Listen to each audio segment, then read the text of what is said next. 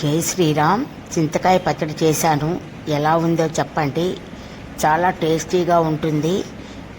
నేను చెప్పిన రకంగా చెయ్యండి, సూపర్గా ఉంటుంది. అంతేకాకుండా ఇది చాలా ఈజీ అండి. చాలా ఈజీగా చేసుకోవచ్చు. దంపే పని, పిక్కలు తీసి తొక్కలు తీసే పని ఏమీ ఉండదండి. అంచేత ఇది మీరు తప్పకుండా చేసి చూడండి. పూర్తి వీడియో చూస్తే మీకు అర్థమవుతుంది. అర్థమైనట్టుగా మీరు చేయగలుగుతారు. జై శ్రీరామ్. ఈరోజు నేను చింతకాయలు తెప్పించానండి. అంటే సీజన్ అంతా అయిపోయాక ఇప్పుడు తెప్పించాను. ఇది కొద్దిగా మీకు ఇంకొక రకమైన పచ్చడి, చింతకాయ పచ్చడి చేసి చూపిద్దామని. ఈ 3/4 కేజీ చింతకాయల్ని నేను శుభ్రంగా తొణిమికలు, పీచు అంతా తీసేసానండి. చూస్తున్నారు కదా, ఇలాగ అంతా తీసేసి నేను ఇవి కడగడానికి దీంట్లో పెట్టానన్నమాట. ఇవి శుభ్రంగా 2-3 సార్లు కడుక్కోవాలండి. కడుక్కుని వీటిని ఒక కన్నాల పళ్ళల్లోకి నేను తీసేస్తున్నాను. చూసారా, ఇవి అన్నాల్లో రావు, అయినప్పటికీ మనం పచ్చడి కదా జాగ్రత్తగా పెట్టుకోవాలి. దీన్ని శుభ్రంగా తుడిచేసుకుందాం. ఇలాగా ఒక కన్నాల పళ్ళల్లోకి తీసేసి ఒక ప్లేట్లో పెడుతున్నానండి. ఇవి పెట్టుకున్న తర్వాత వీటిని తుడిచేస్తాను అన్నీ కూడా. ఇప్పుడు స్టవ్ వెలిగించాను. దీని మీద పాన్ కొంచెం దళసరిగా ఉన్నది పెట్టాను. దీంట్లోని కొద్దిగా నీళ్లు పోస్తున్నాను. నీళ్లు పోసి ఈ చింతకాయల్ని, తుడిచిపెట్టుకున్న చింతకాయల్ని ఇందులో వేసేసాను.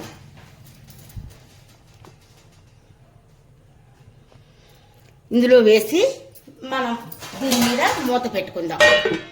ఇది ఉడికిపోయాక మీకు మిగతా ప్రాసెస్ చూపిస్తాను. ఇది ఒక 1/2 గంట వరకు ఉడికిస్తే సరిపోతుందండి. ఎక్కువ టైం పట్టదనమాట దీనికోసం. ఈ 1/2 గంట ఉడికించి మిగతా ప్రాసెస్ అంతా మీకు చూపిస్తాను నేను. కాయలు ఉడికేయో లేదో చూద్దాం. చూసారా, చూడండి ఎంత చక్కగా ఉడికిపోయో. ఇలా ముట్టుకుంటే చాలు ఇది అయిపోతుంది. చూడండి, ఇంకా దీన్ని ఆపేసేద్దాం. ఆపేసి ఈ నీళ్లు తీసేసి ఇవన్నీ దీంట్లోకి తీసేసుకుందాం. ఇవి చల్లారాక మళ్ళీ మీకు చూపిస్తాను. ఇలాగ అన్నీ కూడా నేను మీకు ఇందులోకి తీసేసి చూపిస్తాను. దంపుకునే శ్రమ లేకుండా చక్కగా ఇవి ఎంత బాగా ఉడికిపోయో చూసారా. ఇవన్నీ కూడా చల్లారిపోయాక మిగతా ప్రాసెస్ మీకు చూపిస్తాను. ఇవి చింతపండుతో వచ్చిన కాయలండి. ఇవి ఇంకా టేస్ట్గా ఉంటాయి. చిన్న తీపి కలిపిన పులుపు ఉంటుంది అన్నమాట. ఇది చాలా బాగుంటాయండి. అంటే ఇలా నొక్కేస్తే మనకి వేగంగా చల్లారుతాయి. అందుకని ఇలాగ నొక్కుతున్నాను. ఇందాకలా చింతకాయ వార్చిన నీళ్లు కదా అండి, ఇవన్నీ మనం ఇప్పుడు ఇందులో ఈ నీళ్ళల్లో వేసేసుకుందాం. ఈ చింతకాయ వార్చిన నీళ్ళల్లో వేసుకుందాం. వేసుకుని దీన్ని బాగా పిసికిసుకోవాలండి. ఇలాగ 2-3 సార్లు పిసుక్కోవాలి.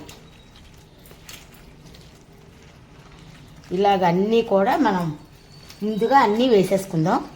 వేసేసుకుని పిసికేద్దాం.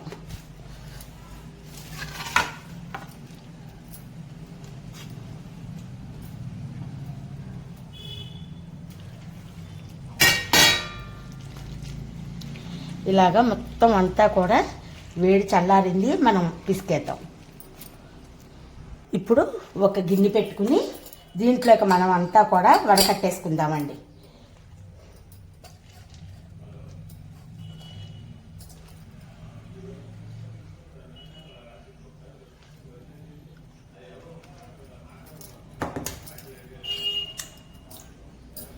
మనకి చాలా బాగుంటుందండి ఈ పచ్చడి. ఇలా చేసుకుని మీరు చూడండి, మెత్తగా చక్కగా ఇడ్లీ దోశల్లోకి కూడా చాలా బాగుంటుందండి.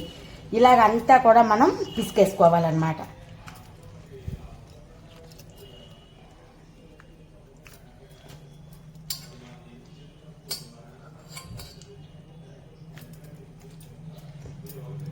ఇందులో ఏమీ ఉండదండి. ఇలాగ నోటికి గరగర తగులుతుందన్న బాధ కూడా ఉండదన్నమాట.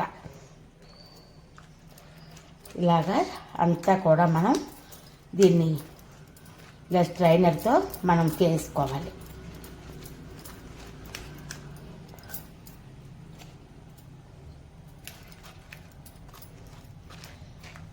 ఇలా అంతా కూడా మనం చేసేసుకుందాం.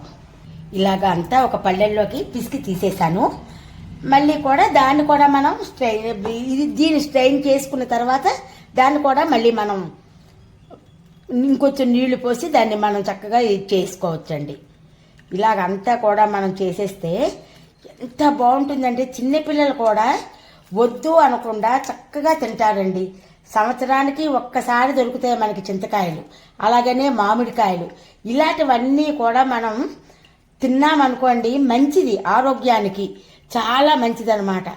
మన అమ్మమ్మలు, నాన్నమ్మలు, మన అత్తగారులు అందరూ కూడా చేసేవారండి ఇలాంటివన్నీ కూడాను. ఇప్పుడు ఇలాగ ఒకళ్ళిద్దరు ఇప్పుడు చేస్తున్నారు. ఇంకా అంత ఓపిక లేవండి. అన్నీ స్విగ్గీలో ఆర్డర్ పెట్టించుకోవడం, జొమాటో, స్విగ్గీ ఇవనండి. అలాంటి తిండ్లు అస్సలు నన్ను అడిగితే తినకూడదు. మనం గట్టిగా చెప్పామనుకోండి మన పిల్లలకి కోపం వస్తుంది. ఓకేనా అండి? అంచేత మనం ఇలాగ మొత్తం అంతా కూడా చేసుకోవాలి. చూస్తున్నారా? ఇది ఇలాగ తీసేసాను. ఈ తొక్క అంతా కూడా ఇలాగ తీసేసాను. ఈ తొక్కేం మనం పారేయక్కర్లేదండి. రాగివి కానీ ఇత్తడివి కానీ తోముకుందికి ఉపయోగపడుతుంది. స్టవ్ వెలిగించి పాన్ పెట్టానండి.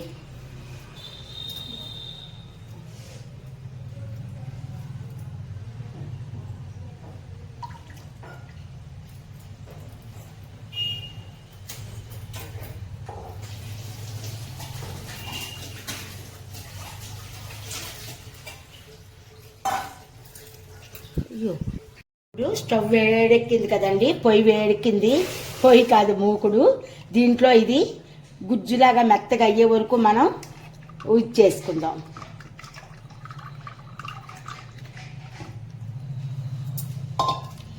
ఇది అలా కలుపుతూ ఉండాలండి, మాడిపోకుండా కలుపుతూ ఉండాలి. ఇప్పుడు దీన్ని ఇలా కలుపుతూ ఉందాం. ఇది అడుగు పట్టేయకుండా కలుపుకోవాలి. అందుకే ఇది పాన్ పెట్టాను కదా, అందుకని ఇది అడుగు పట్టదు. ఇప్పుడు దీంట్లో ఉప్పు, పసుపు వేసుకుందాం. ఇప్పుడు దీంట్లో మనం 50 గ్రాములు ఉప్పు వేస్తున్నానండి. కావాలంటే మళ్ళీ వేసుకోవచ్చు, ఎక్కువైపోతే మళ్ళీ తీలేం కదా. ఒక స్పూన్ పసుపు వేస్తున్నాను. ఇది బాగా దగ్గర పడిపోయే వరకు మనము ఇలాగ దీన్ని చూస్తూ ఉండాలండి. అయితే ఇంత చాలా బాగుంటుందండి చింతకాయ పచ్చడి. మనం పూర్వకాలం పచ్చడి వేరు, ఇది వేరండి. ఇది మెత్తగా నోటికి, ఇడ్లీలోకి, దోశలోకి సూపర్గా ఉంటుంది. అన్నంలోకి అన్నిట్లోకి బాగుంటుందండి.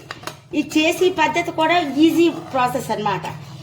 అది దీనివల్ల దంపుకోవాలి, ఉట్టిలు తీయాలి, పిక్కలు తీయాలి అన్న బాధ ఉండదు.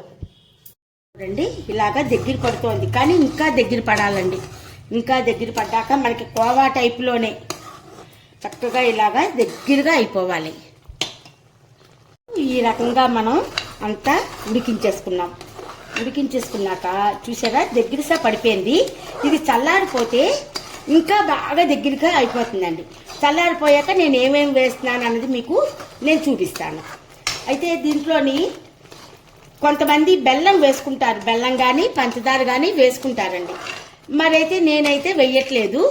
మీకు బెల్లం పంచదార వేయకుండా చూపిస్తాను అన్నాను కదా, అందుకని ఇందులో బెల్లం కానీ పంచదార కానీ వేయకుండా మీకు చూపిస్తున్నానండి. ఈ రకంగా చల్లారిపోయాక ఇది చక్కగా గట్టి పడిపోతుంది. అప్పుడు మళ్ళీ చూద్దాం. ఇప్పుడు స్టవ్ మీద మూకుడు పెట్టుకుని ఇందులో ఒక 3 స్పూన్లు వరకు నేను మెంతులు వేద్దాం అనుకున్నాను, కానీ వేయలేదు. 2 స్పూన్లు మెంతులు వేశాను. 2 స్పూన్లు మెంతులు వేసి ఇవి దోరగా వేయించుకోవాలి. వేయించుకుని చక్కగా మరీ మాడిపోకుండా వేయాలన్నమాట. మాడిపోకుండా వేచి ఇవి 90% వేగిపోయాక మనం ఆవాలు వేసుకోవాలి. అవి కూడా నేను సరి సమానంగానే ఇంచుమించుగా వేస్తాను, కొంచెం తక్కువ వేస్తాను అన్నమాట. ఇలా వేగుతున్నాయి చూసారా? ఇలా ఇలా వేగిన తర్వాత మనం ఒక స్పూను మెంతులు పూర్తిగా స్పూనున్నర మెంతులు ఆవాలు వేశాను. దీన్ని అది కలిపి చక్కగా దోరగా వేయించుకొని ఇవి పూర్తిగా వేగిపోయాక మాత్రమే మనం ముద్ద ఇంగువ అయితే ముక్క వేస్తాము. ముద్ద కాకపోతే పొడి అయితే పూర్తిగా వేగిపోయిన తర్వాత మాత్రమే మనము ఈ ఇంగువ పొడి వేసుకుంటామండి. ఇంగువ పొడి వేసుకుని చూస్తున్నారా, ఇలా ఇలా వీడియోలో చూపించినట్టుగా ఇంగువ పొడి వేసుకుని దీన్ని స్టవ్ కట్టేసుకుందామండి. ఎందుకంటే స్టవ్ ఉంటే మళ్ళీ ఇంగువ మాడిపోతుంది అనమాట.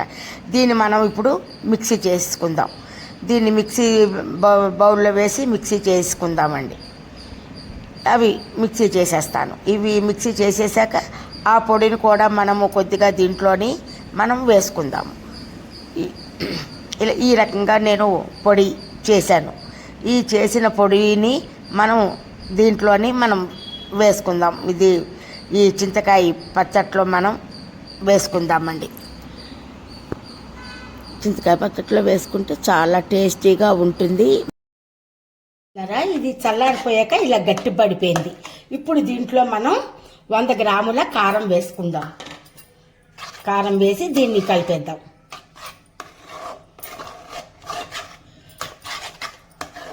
కావాలంటే మనం కొంచెం టేస్ట్ చూసుకుని వేసుకోవచ్చు, కానీ ఇది సరిపోతుందండి. నా ఉద్దేశ ప్రకారం ఇది సరిపోతుంది. నా అలవాటు ప్రకారం, అంటే పచ్చళ్ళు ఎక్కువ పెడతాను కదా, అందుకని. ఇప్పుడు దీంట్లో ఆవాలు మెంతులు గుండ కొట్టుకున్నాం కదా, అది ఒక 3 స్పూన్స్ వేస్తున్నానండి. చూస్తున్నారా, 3 స్పూన్స్ వేస్తున్నాను. సరిపోతుంది. దీన్ని కూడా మనం చక్కగా కలిపెట్టేసుకుందాం.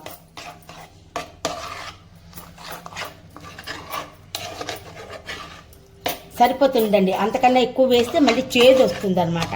చేదు రాకుండా ఇలా వేసుకోవాలి. ఇప్పుడు నేను దీనికి పోపు పెడుతున్నాను. కొంచెమే కదా పచ్చడి, ఎక్కువ లేదు కదా, అందుకని దీనికి మనం పోపు పెట్టేసుకుందాం. ఒక స్టవ్ వెలిగించి మూకుడు పెట్టాను. దీంట్లో 1 కప్పు ఆయిల్ వేస్తున్నానండి. ఇంచుమించుగా 100 గ్రాములు పైన ఉంటుంది. ఈ మాత్రం ఇంగువ నేను పొడి చేస్తున్నాను. ఇది పచ్చళ్ళ ఇంగువ అండి, ఎప్పుడు చెప్తాను కదా మీకు. ఆయిల్ వేడెక్కింది. మినపప్పు, ఆవాలు, 2 మెంతి గింజలు వేస్తున్నాను.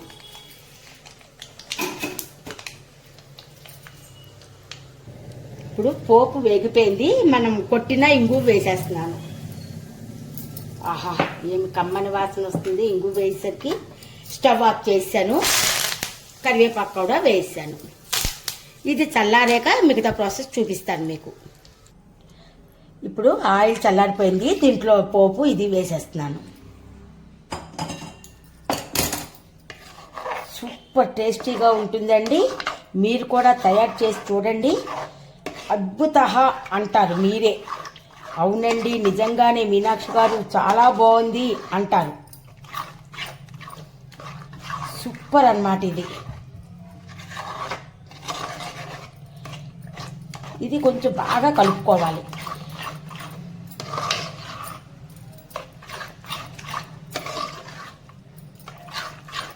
సూపర్గా ఉంటుందండి. ఇప్పుడు దీన్ని మనం ఒక జాడీలోకి తీసేసుకుందాం. ఈ జాడీలోకి తీసేస్తున్నాను. చూడండి, ఈ జాడీలోకి నేను తీసేస్తున్నాను.